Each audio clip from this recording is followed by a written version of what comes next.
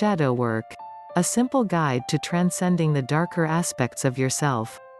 What is the shadow? For many people, the term shadow brings up all kinds of negative and dark associations. Because of this, it is easy to assume that shadow work is a dark spiritual practice that involves the negative and sinister aspects of our personality.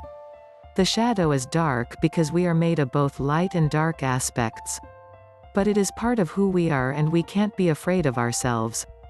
The shadow was first brought into the Western world by psychologist Carl Jung. He described it as the unconscious and disowned parts of our personalities that the ego fails to see, acknowledge, and accept. It is any aspect of ourselves that is not exposed to the light of our consciousness. As children, we are born whole and complete, but that wholeness is short-lived. The shadow is born in our childhood as a byproduct of certain interactions we had with the people closest to us. Our caretakers make us believe that certain aspects of ourselves are good and others are not. The aspects that are seen as bad are rejected and, consequently, form the shadow. How the shadow affects you: when we depend on our caregivers for survival, we suppress the aspects that are disapproved, and we exaggerate the aspects that are approved. For example, imagine a 5-year-old boy who is very much in touch with his feelings. He is sensitive and emotional. Something happens, and he gets mad and cries. In response, his dad says, "Stop crying like a little boy, be a man." His dad believes crying is bad, so he suppresses his son's emotions. As a result, the latter pushes this gentle and sensitive side of himself into the shadows and begins acting tough. As an adult, he has trouble feeling things and will not show his emotions even when it's required. Because of that, he struggles in his relationships, never allowing himself to be fully seen. The shadow grows every time you repress. Another example is a little girl who is angry about something and starts throwing a tantrum. Immediately, her mom tells her to stop it. Stop being so bad. Every time she gets angry, mom repeats the same thing, to stop it and be a good girl. It must be bad to be angry, the little girl thinks. I have to try very hard not to get angry. With time, she dissociates from her anger, but that doesn't make it disappear. She grows up believing she always has to have it together. Later on, she realizes she has trouble at work because people push her buttons. Often, she feels like she is about to explode and doesn't know what to do. She realizes her anger is there all the time, coming up in passive-aggressive ways and causing issues at work. The role of the subconscious mind: we can call the subconscious mind the shadow because we cannot see it clearly and thus are not aware of it. The conscious mind is akin to the light because we can see it clearly and are aware of it. What goes into our subconscious is everything we reject about ourselves, the unacceptable and unwanted bits. The minute you say something about you as bad, you have a reason to suppress, ignore, and deny it. Even though the shadow is unseen, it affects everything we do. When we deny an aspect of ourselves, it doesn't disappear. It just fades away from our conscious awareness. The shadow, with a life of its own, can affect our actions and life experiences heavily if we don't pay attention to it. The shadow is the reason we do certain things in life without understanding why we do it. We become adults and feel we should be able to handle life better, yet we keep falling into the same unhealthy patterns. That's because the shadow operates outside of our conscious awareness, in the form of unconscious and limiting beliefs. The shadow isn't just negative and dark. The shadow contains so much potential, gifts, and talents that haven't been unearthed yet. Great things may end up in the shadow too. Let's say that a girl is born with a strong sense of self. She knows who she is, she knows what she likes and doesn't like, she asks for what she wants, and she for sure isn't afraid to speak her mind. She is a strong little girl, but she is raised in a family that constantly tells her to tone it all down because it's too much. The parts of her that are strong and confident are rejected, so she rejects those aspects of herself. She grows up to be quiet, sweet, and obedient. But she doesn't understand why her life is so painful. The truth is, she suppressed some important aspects of herself and therefore feels divided. She has a shadow side she doesn't quite know how to bring to the light. The reason positive aspects are contained in the shadow is that we are afraid of what people will think or react when we tap into it. Dissociation from parts of the self creates a split. The shadow as an inner fragmentation that occurs within you. It's almost like two different people are operating your life.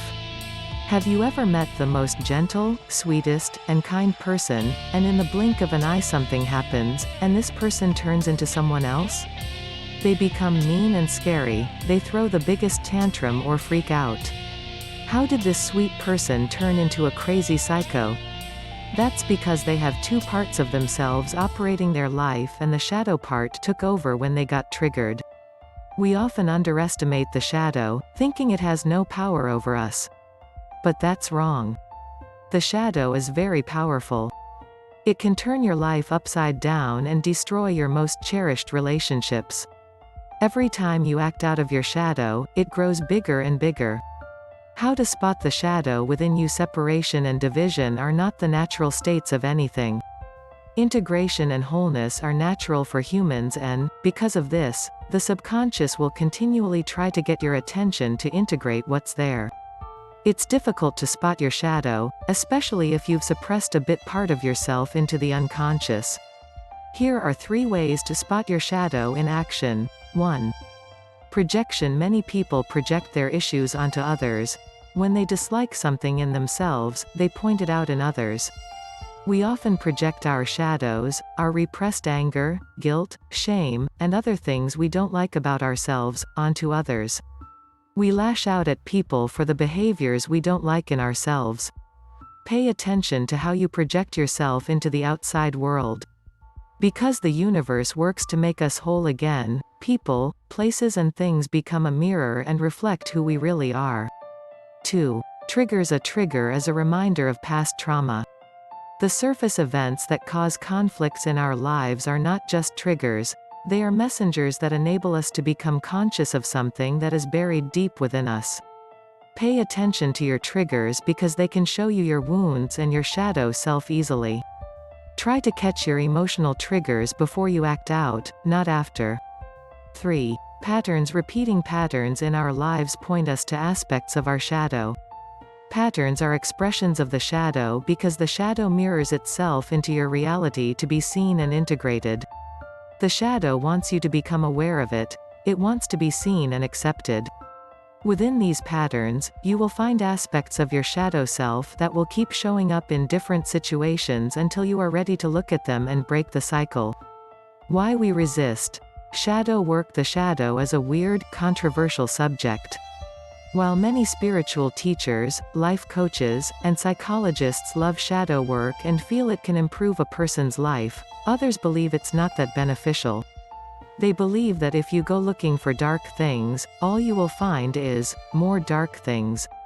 But while it's great to just focus on the light, it doesn't make the dark go away. The dark is just on the other side, waiting for a time to show its face. And when it does, you may not be expecting it at all. It's better to go looking so you can make peace with the shadow once and for all. If you are worried about what you might find, there is probably something important you don't want to revisit. Instead of continuing to avoid it, you can see it as one more reason to do shadow work. This work is necessary if you want to learn and improve your life.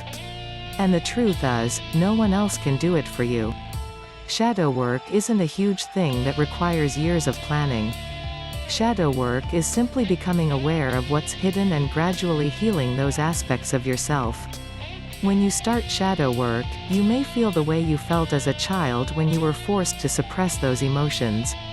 But once you overcome it, it may open your eyes to a whole new side of you had no idea existed. How to integrate the shadow work is nothing but to make the unconscious conscious and the unacceptable acceptable. That's all you are trying to accomplish. The goal of shadow work is integration. The integration of the unconscious leads to complete and total awareness. The goal is to bring your shadow into the light or to shine a light onto the shadow. The more you shine a light on your shadow, the smaller it gets. Here are simple ways to begin your shadow work. 1. Review your childhood. Ask yourself, was I completely accepted as a child? How did I feel most of the time? What was expected of me and what behaviors and emotions were judged by my people? Those behaviors that were judged created some sort of shadow aspect within you. Once you find the answers to these questions, they will lead you to see the shadow aspects of yourself. The shadow usually has its root in your childhood. 2. Become aware of your shadow. We are unaware of the shadow in the same way we can't see in the darkness. To become aware of something, you have to choose to see it. Once you see those rejected aspects of yourself, reflect on them. Are they positive or negative? If you find something negative, make peace with it and release it from the shadow. If it's a positive aspect, reunite with it and call your power back. Becoming aware is similar to seeing something that is suddenly illuminated by light. The most important step in doing shadow work is to become aware of it. Shine a light on it or bring it out of the darkness. 3. Don't shame the shadow. Once you become aware of your shadow self, don't shame or blame it. Instead, give it your love, compassion, and acceptance. Your shadow was born from non-acceptance and rejection in the first place. It was created the moment you began to push it away. Antagonizing the shadow even more only adds fuel to the fire. The shadow is part of who you are, so look at it from a place of love. Love your shadow for all it is. 4. Use your triggers. Triggers are messengers and an invitation to delve deeper into unconscious things. The messengers are the events that cause an extreme emotional reaction within you. Naming triggers as such change them and decreases the effect they have on you. It allows you to step back from your emotional reaction and observe it, instead of living it. Triggers are reflections of the deep unresolved wounds. They come to open your eyes to things that are suppressed. 5. Observe without judgment. One of the biggest mistakes you can make with shadow work is to judge the shadow once you spot it. If you let the harsh inner critic come up and judge the shadow, you are rejecting it all over again and therefore making it bigger and stronger. When you see your shadow, acknowledge and observe it without judgment. Observe it to understand it and then work to integrate it. Shadow work is the highest form of light work you can do. Make peace with your shadow so you can find peace. Shadow work is a great way to experience inner healing and transformation, and all it takes is self-awareness. Every person on earth has gone through a difficult time in their life that created shadows within them. The good news is, the entire universe is on our side trying to help us become whole again. Every action of the universe is headed in the direction of growth and expansion. We are provided with abundant opportunities to confront our shadow selves so that we can finally be free of them.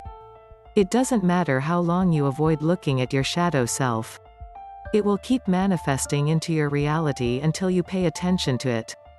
The self that is fractured seeks to become unified, and we will be presented with opportunities to see the aspects of ourselves we have suppressed, rejected, denied, and disowned. The more you become aware of your shadow self and accept it, the more embodied you are as a conscious being and the more agency you have over yourself and your life. Thanks for watching. For more spiritual guidance, subscribe to this channel.